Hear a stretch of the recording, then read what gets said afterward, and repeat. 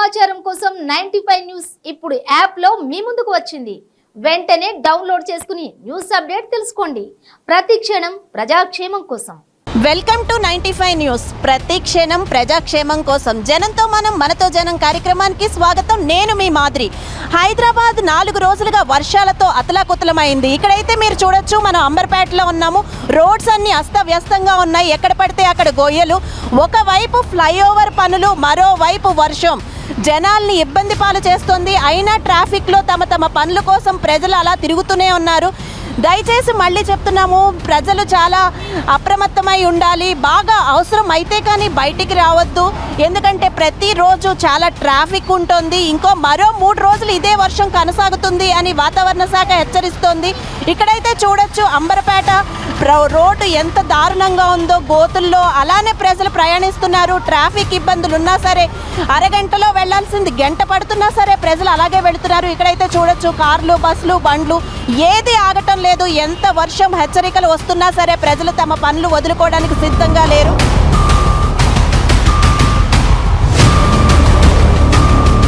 వర్షాల వల్ల ఎలాంటి ఇబ్బందులు కలుగుతున్నాయి? ఇక్కడ ఒక ఆవిడ ఉన్నారు, ఆవిడతో మాట్లాడదాము. నమస్తే అండి, మీ పేరు? వసంత. వసంత గారు, చెప్పండి. 3 రోజులుగా వర్షం బాగా కురుస్తుంది. మీకైతే ఇక్కడ ఏరియా అంతా మాకు గుంటలు అన్నీ చాలా ఇదిగా కనబడుతుంది. మీరు ఎలాంటి ఇబ్బందులు పడుతున్నారు ఈ వర్షంలో? ఇబ్బందులు అంటే రోడ్లు గుంటలు పడ్డాయి, ఇవే ఉన్నాయి. రోడ్లు మంచిగా వేయాలి, మనకైతే అదే కదా కావాల్సింది. ఇంకా ఏమైనా చెప్పాలనుకుంటున్నారంటే, ఏ గవర్నమెంట్ వస్తే మీ సమస్యలు తీరుతాయి అనుకుంటున్నారు? ఏ గవర్నమెంట్ అయినా ముందు వాగ్దానాలు చేస్తారు, తర్వాత ఇట్లనే ఉంటాయండి. ఏ గవర్నమెంట్ మీద నమ్మకం లేకుండా అయిపోయింది మాకైతే. మొన్నటి వరకు అయితే బాగా ఎండలు తగ్గితే బాగుండు అనుకున్నాము. ఇప్పుడు మళ్ళీ వర్షాలు. ఏది తీవ్రంగా ఉన్నా చాలా ఇబ్బందులు అనిపిస్తాయి. మీరేమంటారు? కరెక్టేనండి. మాది ఓన్ హౌస్ ఇది. ఇదే షాప్ ఇదేనా? ఇల్లు కింద షాప్. ఇక్కడనే ఉంటున్నాం. ఇక్కడ యాక్చువల్గా రోడ్స్ అవి చాలా గలీజ్గా ఉన్నాయి కదా, అంటే మొత్తం గోతులు. మీరు ఆటో అది నడిపిస్తున్నప్పుడు మీరు ఎలాంటి ఇబ్బందులు ఫేస్ చేస్తున్నారు? చాలా ఇబ్బంది ఫేస్ చేస్తున్నాం మేడం. చాలా బ్యాక్ పెయిన్ కూడా వస్తుంది. చాలా స్పీడ్ బ్రేకర్స్ అనేది ఇవి ఇప్పుడు అంటే వర్షం పడ్డది. నార్మల్ టైంలో ఏమవుతుందంటే మొత్తం దుమ్ము ధూళి లేచి మొత్తం చాలా ఇబ్బంది అవుతుంది. మొత్తం దుమ్ అయిపోతుంది. పాండాపా ఉంది, ఇలా మొత్తం దుమ్ము వచ్చేస్తుంది. చాలా సఫర్ అయిపోతున్నాం. ఈ ఫ్లైఓవర్ ఏమో కానీ మాకైతే ఒక టార్చర్ రకంగా అయిపోతుంది నిజంగా. అవతల ఫ్లైఓవర్, తర్వాత ఈ వర్షం అన్ని విధాలుగా ఇబ్బంది పెడుతున్నాయి.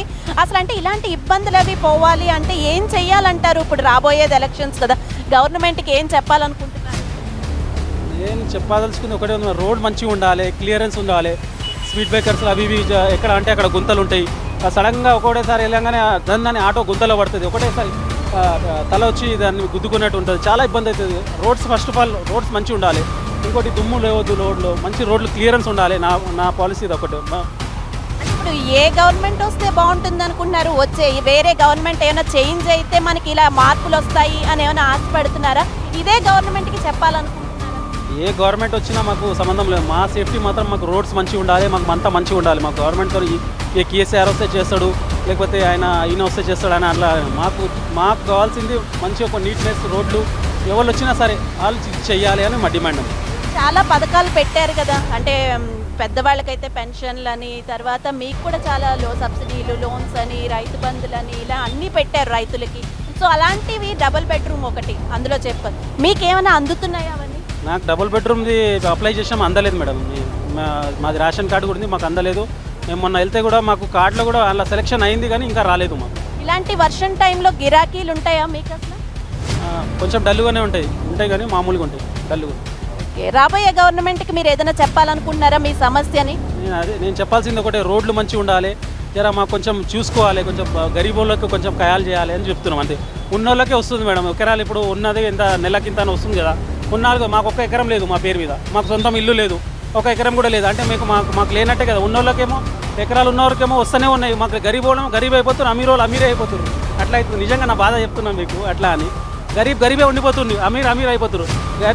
గరీబ్ అమీర్ కావాలని నా ఉద్దేశం. అట్లా తప్పకుండా యూసఫ్ గారు, మీ మాటలు ఏవైతే ఉన్నాయో అవన్నీ కూడా రాబోయే గవర్నమెంట్కి, ఇప్పుడున్న గవర్నమెంట్కి కూడా చేరాలని మేము కోరుకుంటున్నాము మా 95 న్యూస్ ద్వారా. Thank you so much. నమస్తే సార్, మీ పేరు? నా పేరు కాజా. కాజా గారు, మీరు ఏం చేస్తుంటారు? మార్కెటింగ్ చేస్తారు. ఇలాంటి పెద్ద వర్షంలో మార్కెటింగ్ అంటే మీకు కొంచెం కష్టంగానే ఉంటుంది కదా, ఎలా ఉంది ఇప్పుడు? ఇప్పుడు బిజినెస్ అయితే చాలా తక్కువగా ఉంది. వర్షం వల్ల చాలా ప్రాబ్లం అవుతుంది. మళ్ళీ మేమైతే మార్కెట్ వెళ్ళాలి, వర్క్ చేయాలి, కంపల్సరీ ఉంటుంది మాకు. అయితేనే అటెండెన్స్ వస్తుంది, శాలరీ వస్తుంది, లేకుంటే ఏం రాదు మాకు. ఎంత పెద్ద వర్షం ఉన్నా సరే మీరు వర్క్ అయితే చెయ్యాలి.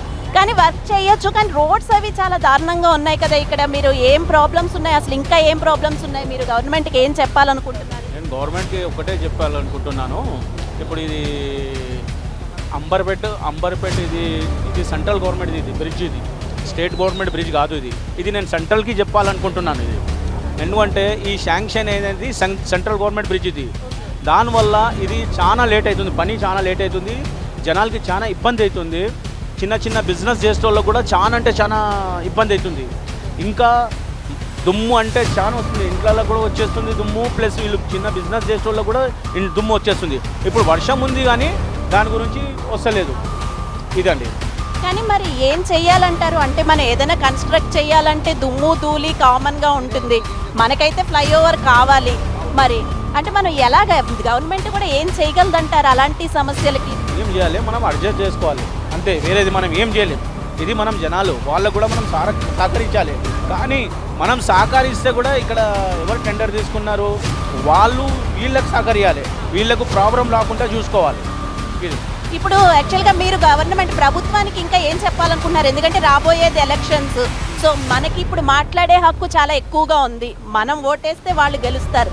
సో అలాంటప్పుడు మనం ఏవైనా అడిగే హక్కు మనకు ఉంది. మీరు అడగాలనుకుంటే ఏం అడుగుతారు? ఇప్పుడు మేము ఏమనుకుంటూ అంటే ఇప్పుడు మేము మైనార్టీస్లో ఇప్పుడు ఈ కేసీఆర్ ప్రభుత్వం వచ్చినప్పటి నుంచి మైనార్టీస్కి ఓన్లీ షాదీ ముబారక్ ప్లస్ ఇంకొకటి ఎడ్యుకేషన్ది చేశారు. ఈ రెండు చేశారు, మంచి చేశారు. కానీ ఇంకొకటి ఇప్పుడు దీంట్లో ఒకటి దళిత బంధు చేశారు. అతను దళిత బంధు చేసిన ఎస్సీ ఎస్టీ వాళ్లకు 10 లక్షలు ఇచ్చారు. మా మైనార్టీస్ గురించి వచ్చేస్తుంటే ₹1,00,000 ఇస్తా అని మొన్న అనౌన్స్మెంట్ చేశారు, మొన్న జియో తీశారు. అది కూడా అందరికీ అందుతుందా అందాలా అని అది కూడా తెలియదు, కానీ ఇస్తే మంచిది. మొన్న ముస్లిం సమావేశం ఒకటి జరిగింది లాస్ట్ వీక్, అది మీకు తెలుసో తెలీదో. వాళ్ళు డిమాండ్ చేసిన ప్రకారం బాండ్ పేపర్ మీద మాకు అన్నీ ఇస్తేనే, సైన్ చేస్తేనే మేము ఓటేస్తాం అంటున్నారు. మీరేమంటారు? ఇప్పుడు దీనికి ఎంఐఎం బీఆర్ఎస్ పార్టీ ఇది అనుకున్నామన్నారు వీళ్ళు. అయితే ఎంఐఎం చెప్పినట్టు కంపల్సరీ బీఆర్ఎస్ పార్టీ వాళ్ళు చేస్తారు. చేస్తే వీళ్ళు ఎంఐఎం డిమాండ్స్ పెట్టారు, ఆ డిమాండ్స్ కంపల్సరీ పూర్తి చేస్తారు. ఏ ప్రభుత్వం వస్తుంది అనుకుంటున్నారు మీ లెక్క ప్రకారం? నా లెక్క ప్రకారం మళ్ళీ బీఆర్ఎస్ వస్తుంది. బీఆర్ఎస్ వస్తుంది. ఎందుకంటే కేసీఆర్ పథకాల్లో దళిత్ బంధు వచ్చింది, మైనార్టీ లోన్ వచ్చింది, షాదీ ముబారక్ వచ్చింది, కళ్యాణ లక్ష్మి వచ్చింది, ప్లస్ ఇది మన రైతు బంధు ఇచ్చారు. ఇంకా చాలా ఇంకా కొత్త మన స్కీమ్స్ ఇస్తున్నారు. దాని గురించి వికలాంగులకు 4,000 చేశారు. మళ్ళీ పెన్షన్ 200 ఉండే 200ని తీసి 2,000 చేశారు. దానివల్ల కొంచెం ప్రజల్లో కొద్దిగా మంచి ఉత్సాహం వచ్చింది మేడం. ఈ పథకాల్లో మీకు ఏదైనా పథకం వస్తుందా? అంటే డబల్ బెడ్రూమ్ కానీ ఏదైనా మీరు ఏదైనా పొందుతున్నారా? ఇప్పుడు డబల్ బెడ్రూమ్ నడుస్తుంది. ఎందుకంటే మేము ఉండేది ఉస్మాన్ యూనివర్సిటీ క్యాంపస్లో. అక్కడ మొత్తం స్లమ్ ఏరియా. అక్కడ స్లమ్ ఏరియా అంటే 9 బస్తులు ఉంటాయి. అక్కడ 9 బస్తులు అంటే మీకు నడవనికి కూడా రోడ్ కూడా ఉండదు. అక్కడ పాములు, తేన్లు అన్నీ ఉంటాయి. ఇవి చాలా రోజుల నుంచి మేము కూడా కొట్లాడుకుంటున్నాం. ఉస్మాన్ యూనివర్సిటీ క్యాంపస్ కూడా అనుకూలంగా ఉంది. కానీ మా ఎమ్మెల్యే ఎంపీ ఎవరైనా ఉన్నారో వాళ్ళు కేసీఆర్ దృష్టికి తీసుకెళ్ళి ఇది పెడితే కంపల్సరీ మాకు కూడా డబుల్ బెడ్రూమ్ అవుతుంది. Thank you so much sir. మీకు ఏ సమస్యలు ఉన్నాయి, ప్రభుత్వానికి ఏ సమస్యలు చెప్పాలనుకుంటున్నారు? సమస్యలు అంటే ఈ వర్షాకాలంలో ఏ గవర్నమెంట్ ఉండని ప్రభుత్వము పని చేస్తుంది, కానీ కొంచెం డీల్ అవుతుంది. ఇప్పుడు మనము రోడ్ల మీద ప్యాచ్ వర్క్స్ ఉన్నది. ఇప్పుడు మనము వాళ్ళు 100 డైల్ చేస్తున్నారు. అక్కడ వాళ్ళకు డిఆర్ఎస్ వాళ్ళకు చెప్పే వాళ్ళు కొంచెం లేట్ అవుతారు. ఇప్పుడు 100 ప్రాబ్లం 100 ఉన్నాయనుకోండి, వాళ్ళు వచ్చిన వాళ్ళ దగ్గర ఉంటే వాళ్ళకు 50 చేస్తున్నారు. 50 కొంచెం డిలే అవుతుంది. ఏంటంటే గవర్నమెంట్ కొంచెం లేట్ ఇది అవుతుంది. ఇప్పుడు ఏ ప్రభుత్వం తెలుగుదేశం కానీ, బీజేపీ కానీ, కాంగ్రెస్ కానీ, ఇప్పుడు మన నడిచేది టీఆర్ఎస్ గవర్నమెంట్ కానీ, బీఆర్ఎస్, ఇప్పుడు ఈ వర్షాకాలంలో ఎందుకంటే ఎవరికి అనుకూలంగా ఉండదు. నడవనికి గుంటలు కూడా ఉంటే కూడా పని చేసేదా కొంచెం డీల్ అవుతుంది. మనం కూడా కొంచెం ఓపిక పెట్టుకోవాలి. ప్రతి ఏ గవర్నమెంట్ కానీ, ఈ గవర్నమెంట్ అని కాదు, ఆ గవర్నమెంట్ కానీ ఎవరికి బ్లేమ్ మనం కూడా చేయకూడదు. అంటే లాస్ట్ ఇయర్ కూడా ఇలానే ఉన్నాయి రోడ్స్, కానీ మళ్ళీ ఇదే ఏడాది మళ్ళీ అదే ప్రాబ్లం వచ్చింది అని కొంతమంది అంటున్నారు. మరి మీరేమంటారు?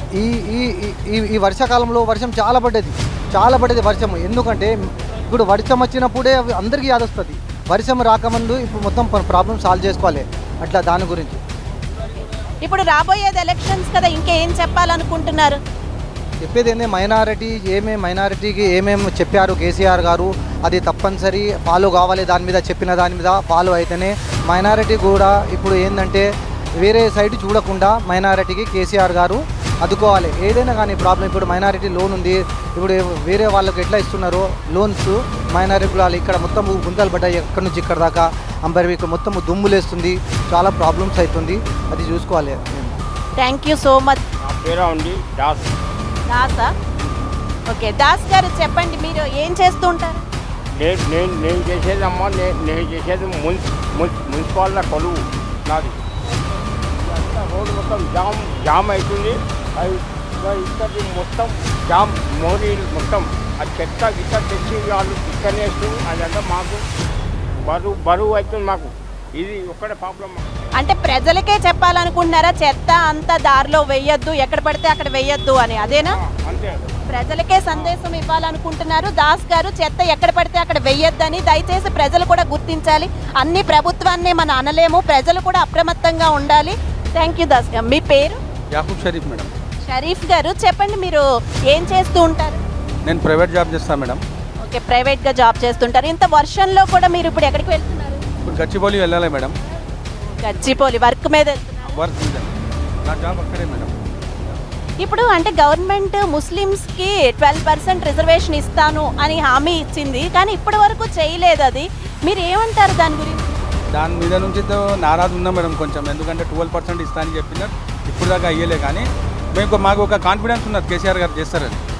కేసీఆర్ గారి మీద కాన్ఫిడెన్స్ ఉంది, కానీ ఇన్నాళ్ళు పట్టింది కదా, మరి అంటే మీరు ఏం అడగాలనుకుంటున్నారు ప్రభుత్వాన్ని? మొన్న కూడా ఒక సమావేశం జరిగింది, దాంట్లో కూడా చెప్పారు మాకు బాండ్ పేపర్ మీద సంతకం పెట్టాలి, మేము అప్పుడే ఓటేస్తాము అని. సో మీరేమంటారు? మేమంటాం మేడం, ఇంతకుముందు మొన్న మీటింగ్ అయినది, మైనార్టీ వాళ్ళది మీటింగ్ అయినది. ఆ మీటింగ్లో చెప్పినారు బాండ్ పేపర్ రాయాలి, అది చేయాలి అని. కానీ కరెక్టే అది. ఇంకోటి విషయం ఏమంటే ఏ ప్రభుత్వం ఇప్పుడాక ఏమైనా మైనార్టీకి చేయలే. ఈ ప్రభుత్వం వచ్చినాక మైనార్టీకు షాదీ ముబారక్, కళ్యాణ్ లక్ష్మి, ఇప్పుడు మైనార్టీకు రెసిడెన్షియల్ స్కూల్స్, ఎందుకంటే బీదోళ్ళు మైనార్టీ వాళ్ళు ఇప్పుడుదాకా ఎడ్యుకేషన్లో బ్యాక్ ఉండే, ఇప్పుడు మెల్లగా ఇప్పుడు బయట వస్తున్నారు. ఆడపిల్లలు ఇంతకుముందు గర్ల్స్ ఉండే, వాళ్ళు స్కూల్కి పంపించాలంటే వాళ్ళ దగ్గర పైసలు లేకుండా ఉండే. ఇవాళ ఈ ప్రభుత్వం వచ్చినాక, బీఆర్ఎస్ ప్రభుత్వం వచ్చినాక ఇప్పుడు మైనార్టీ వాళ్ళు బి చదివిస్తున్నారు, ఆడపిల్లలకు చదివిస్తున్నారు, ఇంకా బీదోళ్ళు బి పూర్ ఫ్యామిలీస్ వాళ్ళు బి ఇలా ఎడ్యుకేషన్లో ముంగట ఉంటున్నారు. అంటే కొన్ని మధ్యతరగతి కుటుంబాలు ఏమంటున్నారంటే బాగా పేదవాళ్ళకి అన్నీ అందుతున్నాయి, లేదంటే బాగా డబ్బున్న వాళ్ళు సుఖపడుతున్నారు, కానీ మధ్య రకంగా ఉన్న వాళ్ళకి ఏం జరగట్లేదు అంటున్నారు. మీరేమంటారు?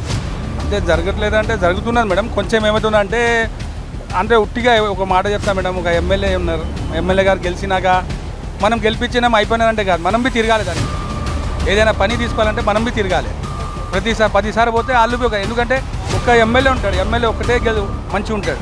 దానికి ప్రజలు ఎంతమంది ఉంటారు, 2 లక్షలు 3 లక్షలు ఉంటారు, అందరికీ చూడాలంటే కాదు.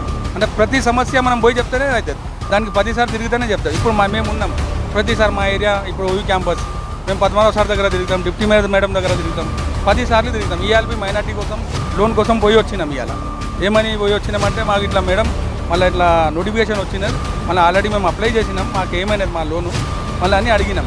అడిగితే ఆ మేడం ఏం చేసిందంటే మన ఎస్ఆర్ గేమర్ సార్తో మాట్లాడినారు, చైర్మన్, వర్క్ బోర్డ్ చైర్మన్.